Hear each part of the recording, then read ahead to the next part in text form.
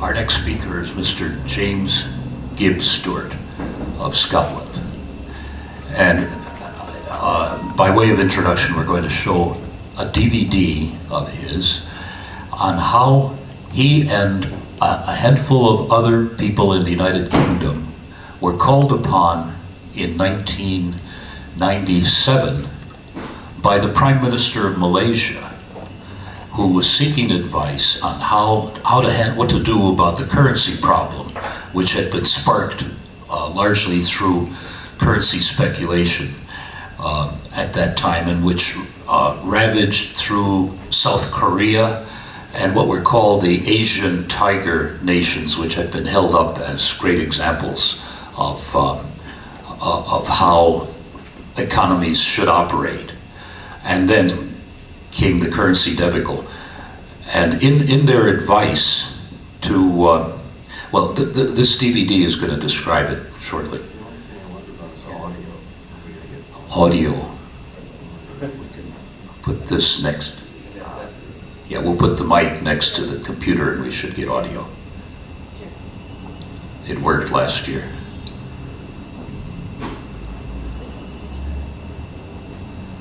Now, I'll tell you a bit more about Mr. James Gibb Stuart. It was a time after World War II that the concepts and the ideas of monetary reform had essentially disappeared from the English scene. And he is credited with reviving these. And for the last 11 years, he is the sponsor with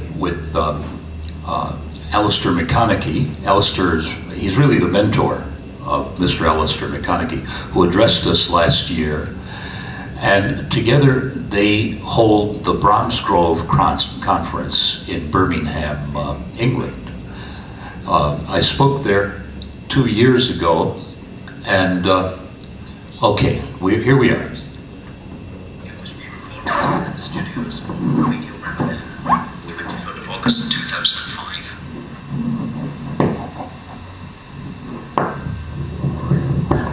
Assalamu alaikum wa rahmatullah wa barakatuh.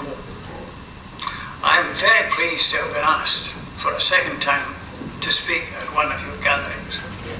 I've been given a very wide brief to speak about the international financial situation, where I have acquired a certain reputation. It is now more than 6 years since I was able, through an Islamic colleague, to give critical advice to Dr. Mahathir Mohamad of Malaysia, advice which he very promptly adopted, thereby preserving his country from the worst effects of the Asian crisis, which was then afflicting the erstwhile tiger economies of the Pacific Rim. At that time, as now, the conventional wisdom, as promoted by the orthodox peoples of mainly pro-Western finance, was that so-called third world development could only come about through the lending of billions of American dollars at varying rates of interest via such agencies as the World Bank and the IMF, that is the International Monetary Fund. I already knew that these institutions, with the ties and strings which they attached to the lending, were not universally popular, because I had been at an international conference hosted by the World Bank in Toronto, Canada in 1992, and the highlight of that conference was when delegates from the underdeveloped nations seized the microphones all around the hall and for several dramatic minutes chanted a slogan whose meaning was transparently obvious. It said, "World Bank, get out of our country. World Bank, get out of our country." It was a message I had never forgotten, and when a call came through that August afternoon of 1998 from David Musa Pidcock, leader of the Islamic Party of Great Britain, that he was in touch with Dr. Mahathir of Malaysia and was anxious to know what advice he could give him towards resolving the problems of the Asian crisis as it affected his country, the answers came smoothly and readily to mind. We advised him firstly, and most of all, to put immediate foreign exchange controls on the Malaysian currency, to prevent it from being the target of speculators whom we suspected, even then, of planning to rubbish the ringgit on the international exchanges. And with that, secondly, to reverse the liberalisation of the financial market. Thirdly, we advised that there should be no inclination to privatise national assets as a device for paying off government debt. The proper alternative was, fourthly, to avoid further borrowing and raise capital domestically, thereby building upon the nation's own strength and resources rather than playing host to expensive American dollars. Fifthly, the people must be housed and fed as a priority over any external commitments. This vital requirement had been neglected by many bemused and debt-ridden third world governments who had grievously debased their people's living standards in attempting to pay the banker interest. And we had no desire to see that happen in Malaysia. Sixthly, it was suspected that the charismatic leader who took such advice would be smeared and ridiculed abroad as he moved so positively in contradiction of the current philosophy of the entire financial community. So we advised him to look frequently to his own security. Our message went out by fax on a Tuesday at the end of August 1998. Exchange controls were imposed on the Malaysian currency 4 days later. Dr. Mahathir was attacked and ridiculed for many months thereafter, and particularly over the policies that our advice had initiated. However, as a result, his country prospered, and to the extent that it escaped the worst effects of the Asian crisis, it even became an inspiring economic model for some of his struggling neighbours. Our advice was promptly and readily given. We know in retrospect that in all its essential elements it was just as readily accepted and acted upon. Malaysia was able to escape the worst effects of the Asian crisis and act as a source of guidance and inspiration for some of our less fortunate neighbours.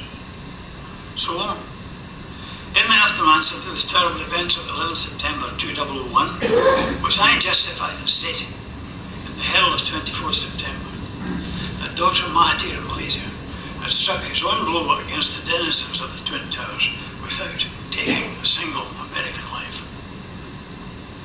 That's the thought I leave you with this harmony, that though the forces of evil may seem presently to be military in character, and in that respect currently irresistible, they are in effect principally financial.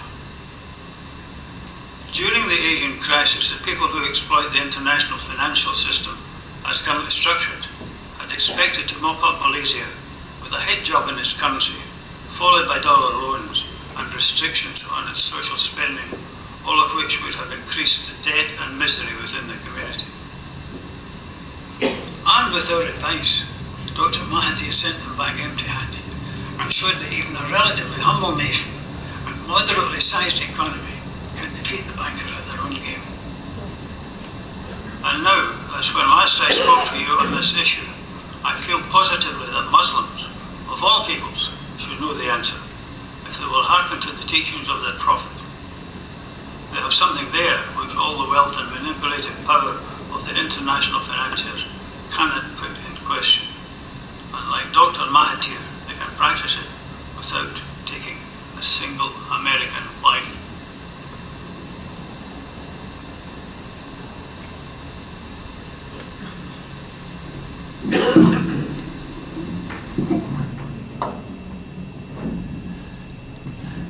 James, would you come up to the front? This is James Gibb Stuart of Scotland.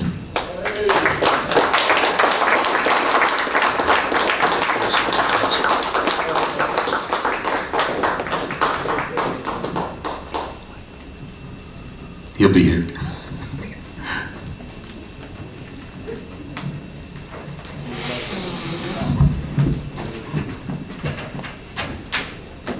Before James gets started, we have here a video costing $5, and we know that that's 7 minutes of your work time, and there's only 5 of them here, so first 5 pay, and just at the minute, but all of this has been donated to AMI, And if, sorry? I can't hear you, but I'll hear you in a minute.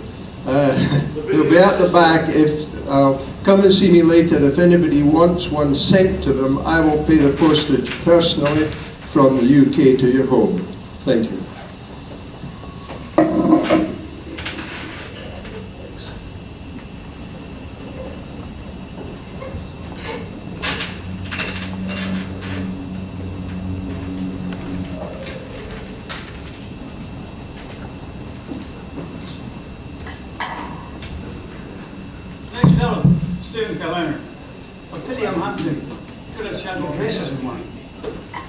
I'm accusing him of racism because yesterday in full hearing of all the delegates, he pointed out that I was an Englander. So I've had to change my outfit to prove the point.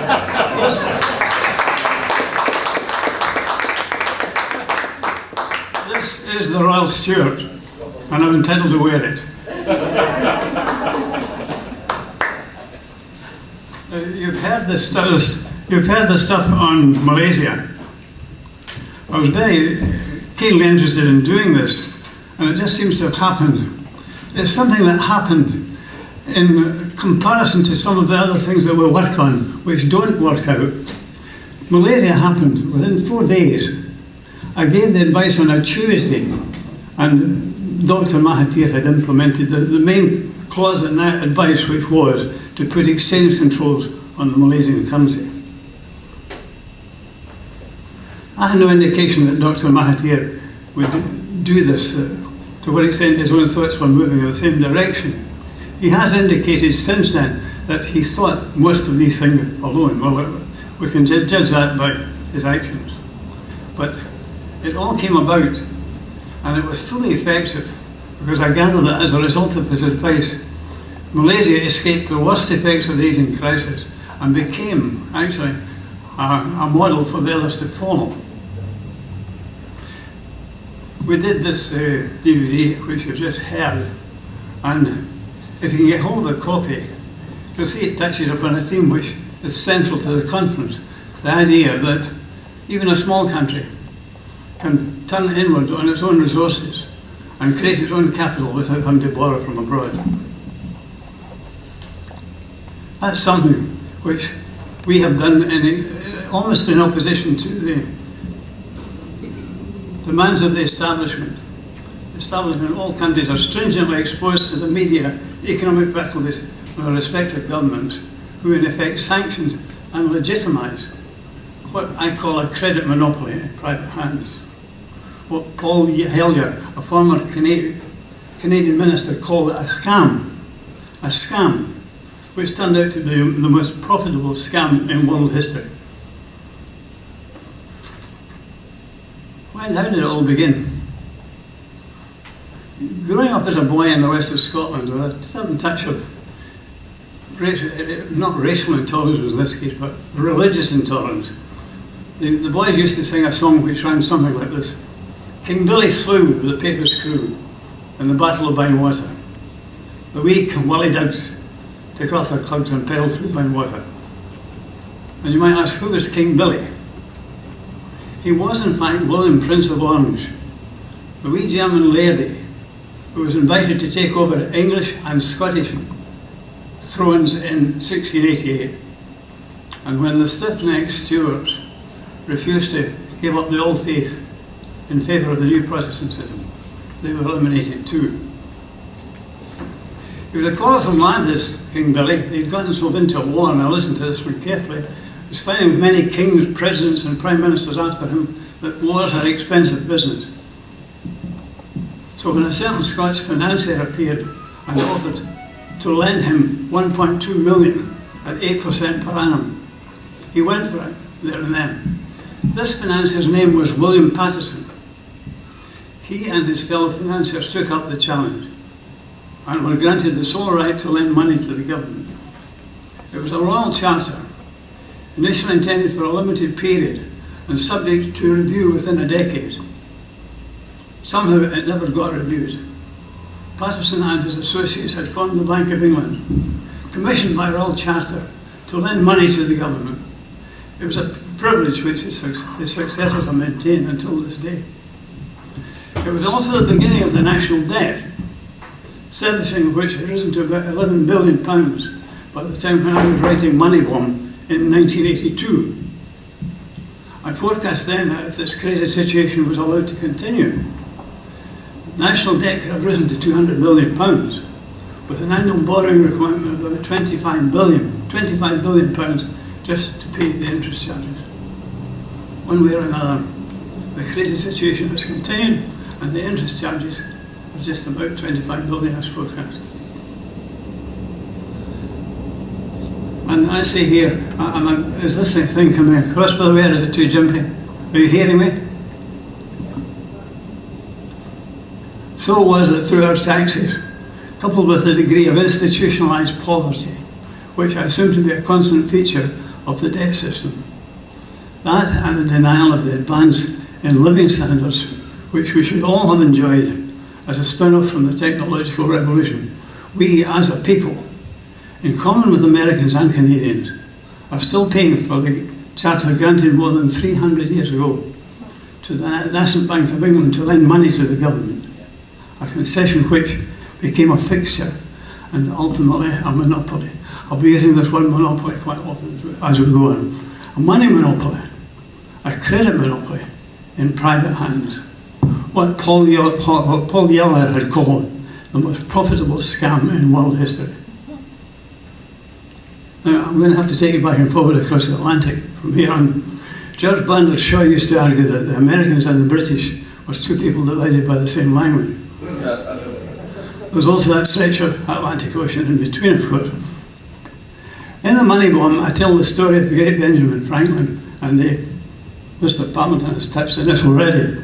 When he visited London, just after the Treaty of Paris in 1763, he was asked to explain the phenomenal prosperity enjoyed by the New England colonists.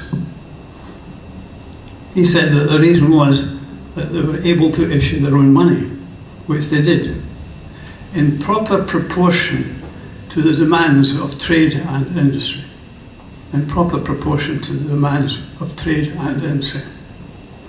Subsequent to this, a bill was introduced in the British House of Commons, making it illegal for any economy to issue its own money.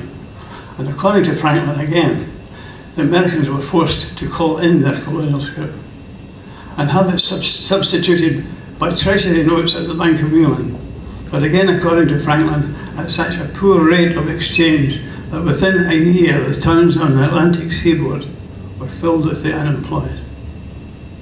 Now, I don't know what they teach in American schools about the Revolution and the Independence War, but I can tell you what into the history books back home.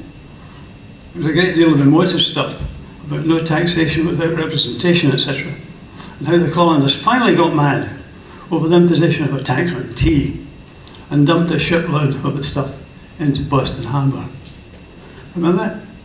The Boston Tea Party? The Independence War followed soon afterwards. But was that what we did? Was that why we did it? Was it a tax on tea? Not really, sir. Not really, says Franklin. The reason was a deterioration in the rate of exchange through withdrawal of the colonial scrutiny necessary to carry on its commerce. It will become prosperous without precedent in the history of the world. Well, it happened, didn't it? That North American Republic did become prosperous without precedent. She became a haven for the dispossessed, the homeless, the downtrodden, a beacon of light for those who had no hope. In a past century, this was God's own country. There was nowhere else on earth our citizens would choose to inhabit, unless, like the inimitable Lady Astor, they went in search of a title. And I have here a quote from the times that good old Lady Astor said a wag of the day. George III took Britain away from America in 1776, and Lady Astor got it back again. Joke.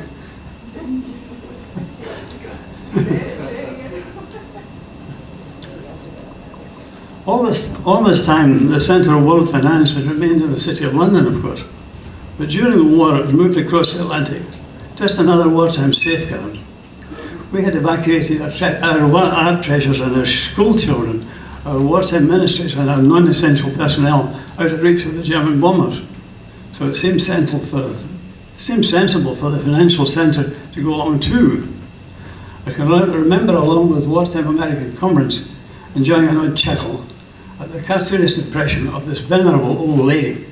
They call her the old lady of Threadneedle Street, that's Bank of England, disguised as a tramp steamer, battling her way across the stormy North Atlantic to Sea Harbour in New York. We got back our ministries and our school children, our art treasures and whatever, but we never got back the financial centre. That was settled down in Manhattan, little New York. Time for another Atlantic crossing though.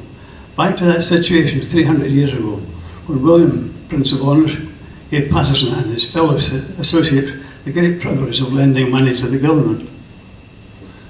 At that point, it mattered very little to the population at the time, because money in those days was physical.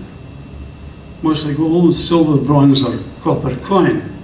It was called seigniorage, or king's money, because it was spent into circulation by the monarch as a means of financing his kingdom. And because it was debt-free, was freely available for all manner of amenity or infrastructural projects, it could reasonably be called the people's money. It was ample for all essential purposes. Even over the next 250 years, with the growth of credit instruments and the vast change in people's spending habits, seigniorage still had a considerable part to play in the social and industrial life of the nation. Figures quoted for the end of World War II showed that no less than 48% of the money stock, the stuff that was moving around in both the social and industrial economy, was still people's money, issued into circulation, debt-free. As a result, Britain had emerged from World War II with her social amenities relatively intact. Our public sector and infrastructural benefits were the envy of Europe. It was the era of the Beveridge Plan, that ambitious scheme of social and medical care from the cradle to the grave, which would aim at the creation of a free health service and retirement pensions for all registered employment. It was happening because approximately half of the new money was still seigniorage, spent into circulation debt-free. Since then, as you may already know, due to the credit card revolution and the vast extension of our credit instruments, this debt-free source of public finance for the United Kingdom has virtually disappeared. At the last point of reference, it was a mere 3% of the volume of money in current usage. The other 97% is credit money, bank-created money loaned out at interest. The annual loss to the British Exchequer has been cautiously assessed at between 40 and 60 million pounds sterling, a very considerable amount to be considered in any British budget. When money reformers tackled the government, the bankers and the Treasury on this drastic loss in public revenue and argued for a revival of seigniorage, or publicly created debt-free money, they were told that there was very little demand for this type of money nowadays, that the government created more than the current demand for it. It would lose control of interest rates in the economy, sterling would collapse, and inflation would take off. That's what they told us in all earnestness. That if you try to create more than this amount of money than the public demand for it, in other words, banknotes and coins, we could have said we want the wherewithal. We don't care how it comes, whether it comes in credit, whether it comes in pound notes or in coins. We want the means of implementing that cash-free money. Nevertheless, they stuck to their theme. Presumably, they were particularly concerned just that it should be seigniorage type finance created by the government. What they really stuck on was this, that from government ministers and treasury officials alike, we get the same type of hysterical reaction, particularly where it touched upon the banking industry and its monopolistic powers of money creation. We couldn't get back our seigniorage because the government, since the days of William Patterson and the Bank of England, had taken control of the people's creation of money, and it became a monopoly. You get the impression that these political appointees, scared out of their wits at getting critical questions on the money system, just fired off the first answer that came to hand, and they expected to get away with it. Listen to this one. A British Treasury Minister pointed out in all earnestness that there's no support for reform of international economic institutions amongst international economic institutions. In other words, turkeys don't vote for Christmas. Among the various arguments and protestations that were trotted out whenever there is any proposal to beat the bank monopoly, the most hackneyed of all is the inference that any attempt by government to create and issue its own money is bound to be inflationary. In 1993, when the Secretary of her Money Reform Campaign raised the issue of seigniorage with the Treasury, she was told with devastating dismissiveness that if the government tried to increase the amount of non-interest bearing money into the economy, it would lose control of interest rates, sterling would collapse and inflation would take off. I'm told that because this type of proposal was issued by the Treasury and the entire weight of the banking establishment behind it, the politicians believe it. And because the politicians, the Treasury and the economic faculties believe it, people just accept it as one of the sorry consequences of civilised life. Yet you and I know that it's rubbish. Faced with such a problem in his day, Euclid, the mathematician, might have said, reductio ad absurdum, or reduce it to absurdity, for it is an absurdity. During the 80s, I conducted a long campaign with the Thatcher government on this very issue.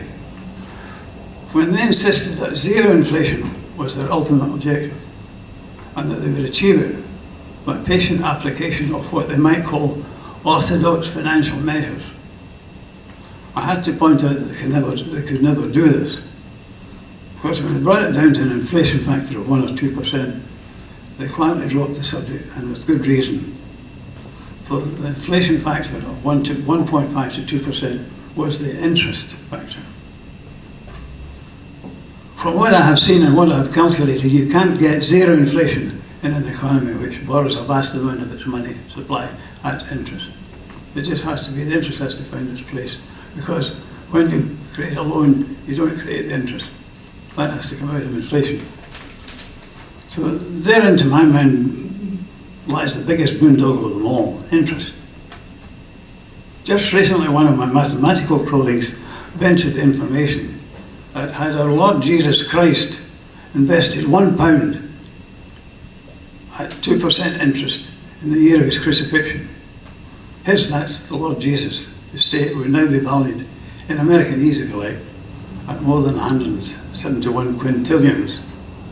That is to be 171 multiplied by 1,000 to the power 5. Interest, somebody touched on it already here this morning.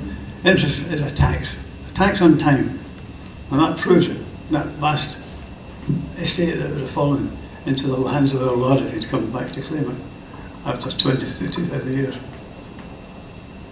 H.G. Wells wrote a story on this some years ago, that the Sweeper Awakes, in which he visualised the comical situation of a man falling into a trance and lasting for 200 years.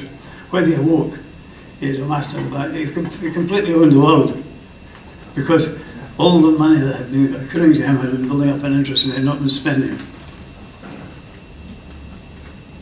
So I reckon on that basis that interest becomes a tax on time.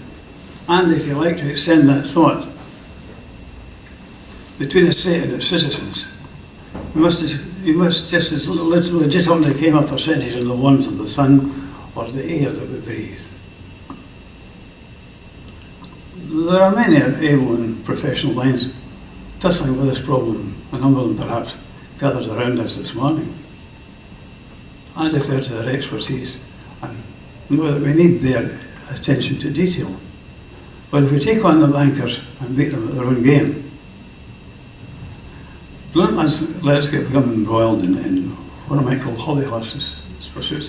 There are people with particular little notions of their own which followed can lead us into nowhere. C.H. Douglas had an answer to that. He advised that we should concentrate on principles and not be faced by technicalities. Tell them what we want or need as the end product, he insisted, and see that this is what they deliver. I'm saying this because I feel that we do get carried aside by many people with odd notions, broadly making sense, but not coming to the main theme, which is and has to be the creation of money by the state for the good of the state and for creating public facilities.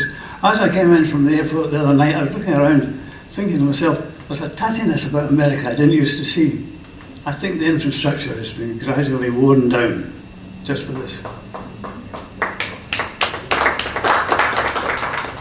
The lack of money creation, ability of the state and public authorities to create what's needed for their own infrastructure locally. We're operating in two different spheres. Across the Atlantic, we have the Bank of England to deal with. Here in the United States, it's the Fed. It would be impertinent for me to try and tell you how to go about it. The tactics and the methodology will be different. The objective remains the same. Let's be clearly at one in this, that the big issue, and I keep using this one, the big issue, the one that transcends all others, is publicly created money.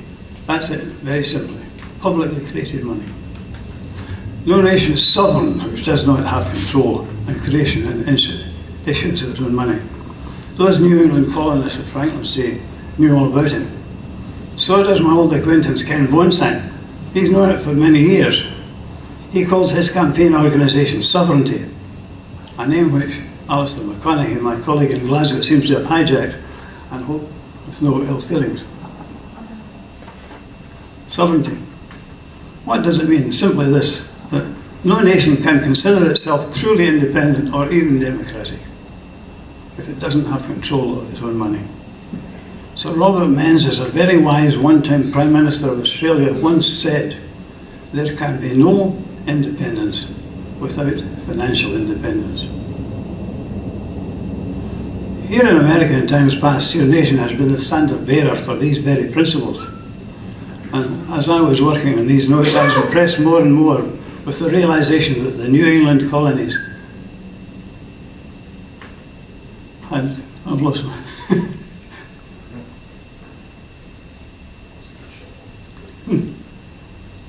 in any case, I'm impressed with the fact that the New England colonies had had a longer exposure to creation of their own money than any other states in Europe. We had begun in Europe with what was called the Dutch banking. And if you've heard how the Dutch banking came through William Prince of Orange and was introduced to the British economy, and of course from that came the Bank of England and this monopoly control of money. You have been relieved of that for more years than anyone else in the North Atlantic civilization. I've got my hand here. It's called Only in America. It's written by a man called Harry Golden, who I think probably came from the east side of New York through the rye trade. And he states there the wonderful things, advances that have been happening in his country. This is his new adopted country, America. And I say to you that these advances and the fact that America was able to advance civilization so rapidly was the fact that all through those years, the beliefs of people like Franklin and the fellow who won the Civil War, what was his name? Lincoln. Again? Lincoln, yes. The beliefs and principles of Lincoln and Franklin were instrumental in carrying America to the very top of prosperity. So that, as I said, nobody else, people who lived in America ever wanted to live anywhere else. As I found out from some of my girlfriends, they said, okay, if we have a time to in this life together, it will be only in America. And that was why. I'll leave these thoughts to you.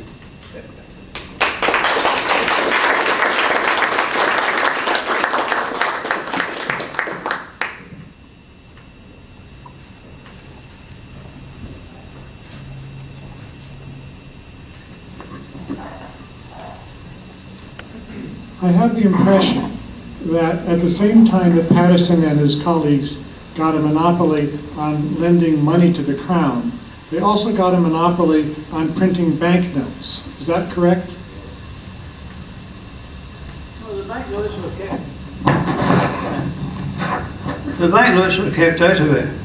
That's what became the seignories. The remaining seignories was on the printing of the currency. But this was the physical currency, which was eroding gradually with the credit revolution, so that finally, having had 50% of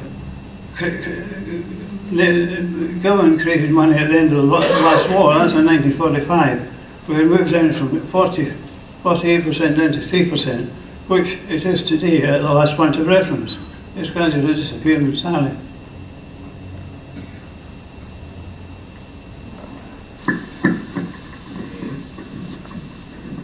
Have you ever been offered a knighthood from the Queen? Me? Yeah. I've known this of it.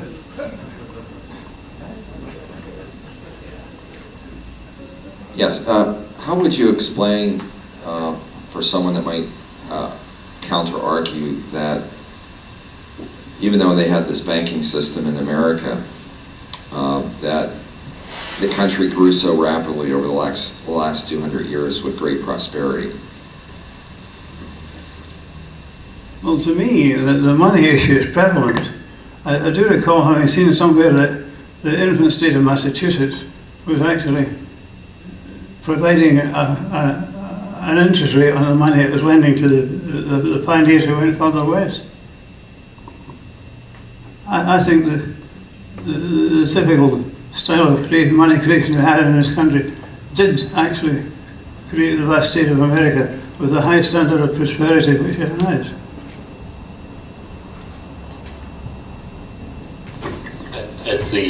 At the key moments in our history, Revolutionary War.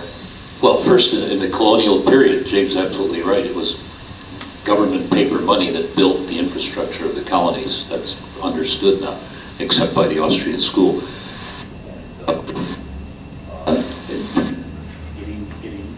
Getting the currency of the revolution is what gave us the country in the first place, and then Lincoln's greenbacks kept the country together. So we have had that has been a big part of our success at the key moments, especially. And then I guess you could also factor in the idea about having all this unlimited land that was taken, from the original inhabitants as a very big factor in our growth. If I could just add to that, it's the unlimited land was the beginnings of a system of systematic theft. The founding fathers of the United States all had investments in Indian lands west of the line that was drawn by the King of England to try to separate the colonies from the Indian lands and stop the Indian Wars. And one of the major reasons behind the Revolutionary War and their backing of it was that they had major investments and they were going to get rich if they won their freedom from England and continued to steal the resources that were there in the continent, the immense resources. And then this system, beginning in 1827, not long after they were conquering this continent, gave the Monroe Doctrine, which meant that the ruling powers, the capitalists and the ruling powers in the United States had their eyes on the resources of Latin America. And ever since, it's been a system of theft, drawing resources from oppressed peoples into the imperial center. That's why we're so rich. That's one of the cross-currents that I warned about. I think we should stay clear of these. I'm quite convinced that you're right. I'm not disputing it. But at the same time, the money system, the creation of credit in the hands of the people who were creating it, was the essential nature of the vast expansion of wealth and prosperity in America. There were other colonial states like Spain, which had developed enormous empires and exploited the people that they took. But they didn't create a civilization any like America. America was unique. And I think because of a money problem. Yeah. Well, there was a certain amount of United States in circulation up until around the 1970s, and up until 1930s there was gold coinage and there was silver coinage up to 1964, which were all debt-free money in circulation. In addition to all the natural wealth that was here, whether we want to talk about it being stolen or not, if you look at all the natural wealth that was here, and if we had had a pure monetary system, we might have been 10 times more wealthy. I think, just as we've been hearing here, there's a confusion between ethics and economics. And I think if we knock the two together, we get complete confusion. We should stick to the point that it's the money problem that we're dealing with, not the ethical problem. We're speaking in several instances here about native peoples being exploited. I don't believe in that exploitation. I think perhaps most of it has gone anyway. It's a past century. We should not allow that to bundoogle ourselves in working with the problem of money creation and the money monopoly. The biggest thing to me is what Douglas called the monopoly of credit, whereby no new money could be created except by the banking system. That to me is the main evil. Let's not cross the trails. Wherever I speak on these subjects, I finally get somebody digressing and trying to bring other subjects into it. Let's stick to the fact that it's money creation that matters and who creates it. Yeah. In Malaysia, was that kind of a situation of finance economics to where the concept of money was essentially being replaced with the concept of credit? I didn't catch that too clearly. Can you say it again? Okay, in Malaysia, the money situation there, was it brought on mainly that the concept of money was replaced with the concept of credit? Not really, not more so than anywhere else, but people like George Soros, the speculator, was working around that area and rubbishing is the word I use, rubbishing currencies and against the dollar and mopping up. And that was what he was frustrated. He was frustrated in by the imposition of exchange controls. That's what stopped him.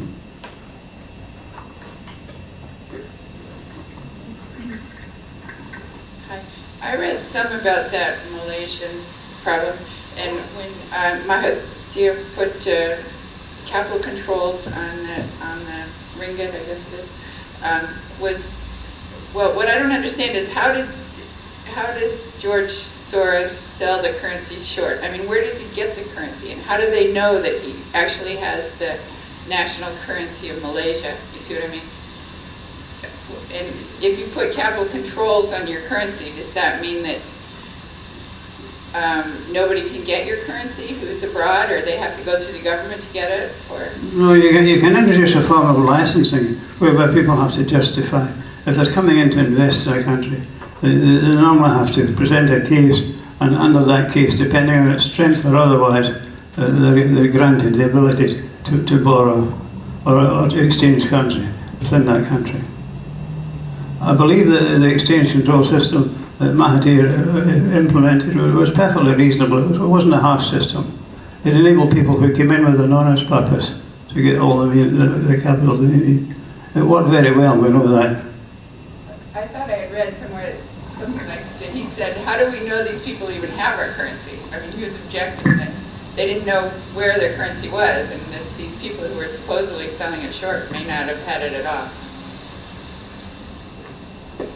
Well, the rubbishing is done with tremendous buying or selling of a country, depending on what purpose you want. If you can acquire immense amounts of it and start selling, it finally drops to a ludicrous value, and then we mop in and pick up the short position. This is a market trader's racket, which results in great hardship in the countries concerned, and that's what we try to avoid in Malaysia. Yes. And they are selling it without even having it in the futures.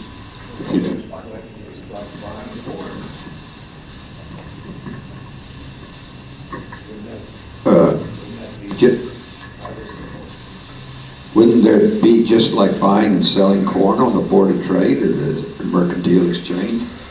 Pretty much the same thing.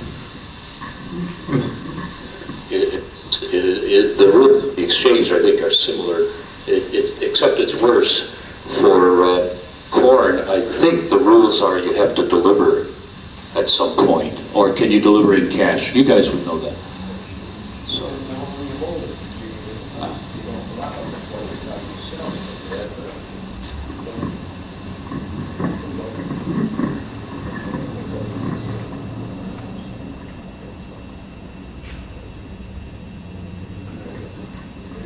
All right, Ken,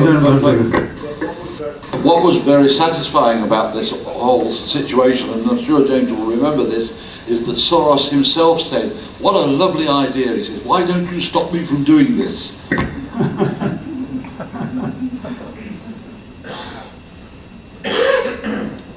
Any more? Yes.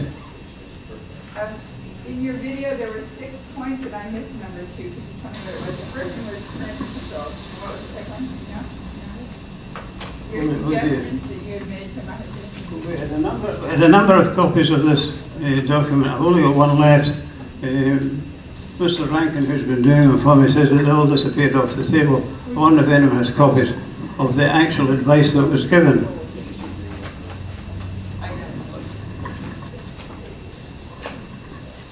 Excuse me, what happened to the countries that did get rubbish, like South Korea and Taiwan, Indonesia? What happened to those countries? Were their assets bought up by these outsiders?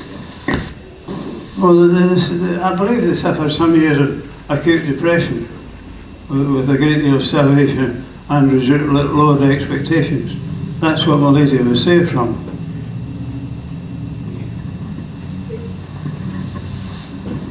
Dr. Banks. Can you hear me? Yes, I was in Thailand a few years ago. They just had another coup this week. And at that time, it was interesting because in Bangkok, it was almost as if time stood still. There were, dozens of skyscrapers that were completely unfinished. And it was as if the money just dried up and the skyscrapers were left there. So you can see that whatever happened very quickly. But they're still suffering because the military just took over the government about 2 or 3 days ago.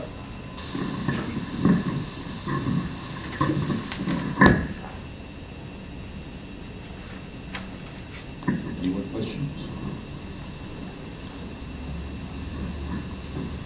No more questions then. Thank you very much, James.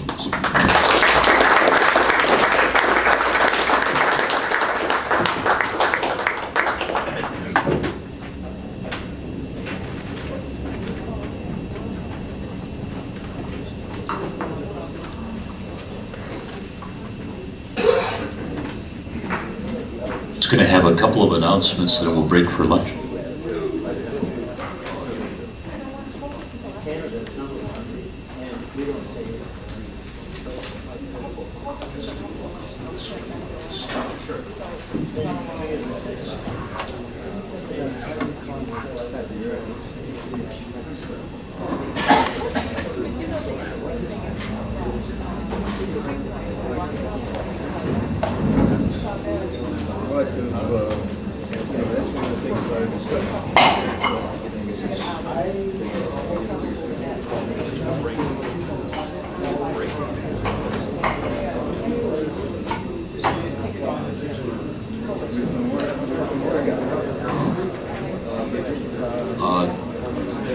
James, I would like to present you with an AMI hat.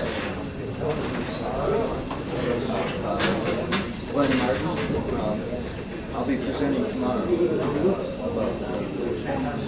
It's 4 o'clock.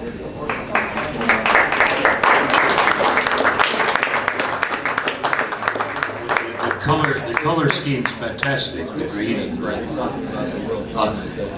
Folks, in case you didn't know, there is a school lunchroom which they're happy to serve you in if you don't want to go outside. And just follow this corridor all the way around and just keep going, and you'll get to the school lunchroom. And it's, you know, it's normal normal school food. So, or maybe more. I forgot to mention that James Gibb Stuart and Alistair McConaughey published this magazine quarterly now, and they're available for free on the back table. It's really excellent. And to reiterate what Mr. Renkins said, you can get a copy of the DVD if you will write to us and ask for it. And I think there's another DVD in the back that they have that is available.